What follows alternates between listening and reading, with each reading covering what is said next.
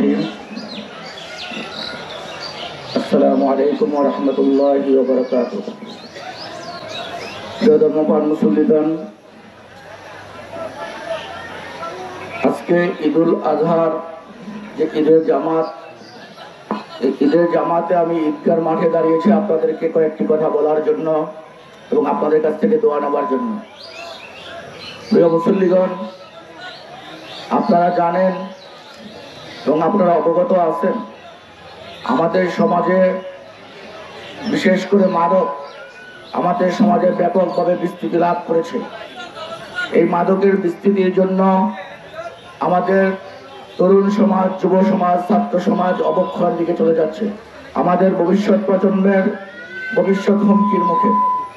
আমাদের সমাজ যে শান্তি শৃঙ্খলা ছিল, সেই শান্তি শৃঙ্খলা ইতিমধ্যে বিঘ্ন হওয়ার পথে। আসুন এই ঈদুল আজহার ত্যাগের মহিমা উদ্ভাসিত হয়ে আমরা ঈদুল আজহা থেকে শিক্ষা নিয়ে আমরা ঐক্যবদ্ধভাবে এই মাদকের বিরুদ্ধে রুখে দাঁড়াই। আমরা যদি সমাজ থেকে অত্যাচার, অনাচার, অবিচার দূর করতে না পারি, তাহলে আমাদের ভবিষ্যৎ প্রজন্মের কাছে আমাদের জবাবদিহি করতে হবে। আমরা যেন ভবিষ্যৎ প্রজন্মের জন্য একটি সুন্দর, সমৃদ্ধ ও সুখী, সমৃদ্ধশালী সমাজ ব্যবস্থা গড়ে দিতে পারি এবং আমাদের এই সমাজকে ইসলামিক মূল্যবোধে বিশ্বাসী হয়ে ইসলামিক জীবনযাপন করার জন্য এই মাদক মুক্ত সমাজ ব্যবস্থা করে তুলতে পারি, সেই লক্ষ্যে আমরা ঐক্যবদ্ধভাবে ভূমিকা পালন করি। আমাদের এই সমাজ থেকে অত্যাচার, অবিচার, অনাচার দূর করতে হবে।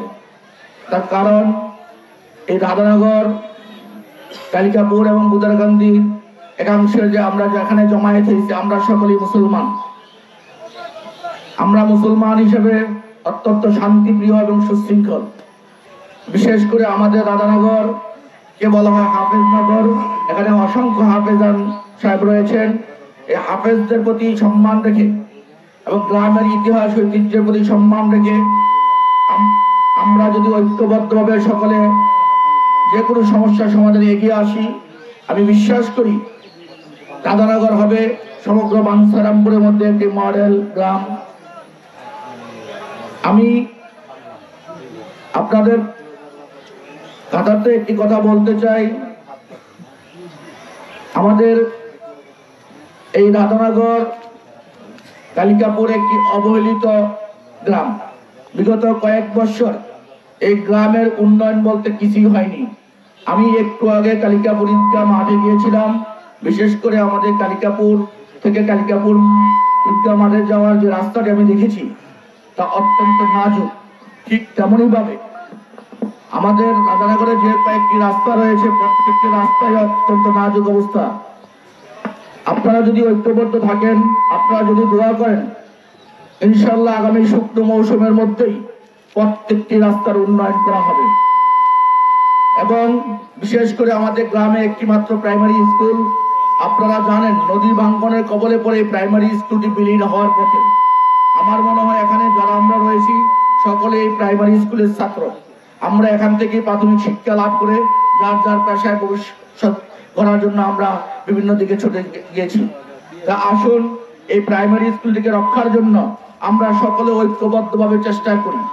আজকে আমাদের এই যে যেখানে দাঁড়িয়ে কথা বলছি, ঠিক তার পূর্ব দিকেই যে নদী ভাঙ্গন সৃষ্টি হয়েছে, এই নদী ভাঙ্গন থেকে আমাদের এই গ্রামকে, এই সড়ককে, আমাদের জনপথকে রক্ষা করতে হলে আমাদেরকে সকলকে ঐক্যবদ্ধভাবে মোকাবেলা করতে হবে। আমি ইতিমধ্যে সরকারের ঊর্ধ্বতন মহলের সাথে কথা বলেছি। বিশেষ করে প্ল্যানিং কমিশনে গিয়ে, প্ল্যানিং সচিবালয়ে গিয়ে আমি তাদের সাথে মিটিং করে এটার একটা প্ল্যান দিয়েছি, যাতে এই নদী ভাঙ্গন থেকে অত্র অঞ্চলকে রক্ষা করা যায়।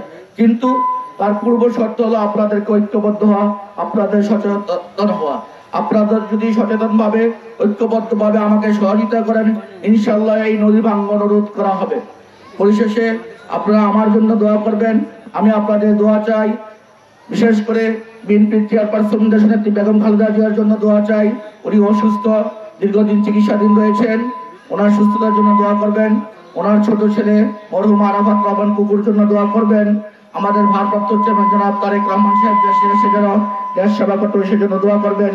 পরিশেষে আবারও আপনাদেরকে বিএনপির চেয়ারপারসন দেশনেত্রী বেগম খালেদা জিয়া, বিএনপির ভারপ্রাপ্ত চেয়ারম্যান জনাব তারেক রহমান এবং ব্রাহ্মণবাড়িয়া জেলা বিএনপির সংগ্রামী সভাপতি খালেদ হোসেন মাহবুব শ্যামল এবং সংগ্রামী সাধারণ সম্পাদক আলহাজ সিরাজ ইসলাম সিরাজ এবং ব্রাহ্মণবাড়িয়া অহংকার আলহাজ কবির আহমেদ বিয়াবাইয়ের পক্ষ থেকে এবং বাঞ্ছারামপুর উপজেলা বিএনপির পক্ষ থেকে এবং আমার ব্যক্তিগত পক্ষ থেকে আপনাদেরকে ঈদুল আজহার শুভেচ্ছা ও ঈদ মুবারক জানিয়ে আমি আমার সংক্ষিপ্ত বক্তব্য এখানে শেষ করছি। আল্লাহ হাফেজ। বাংলাদেশ জিন্দাবাদ। সকলকে ধন্যবাদ।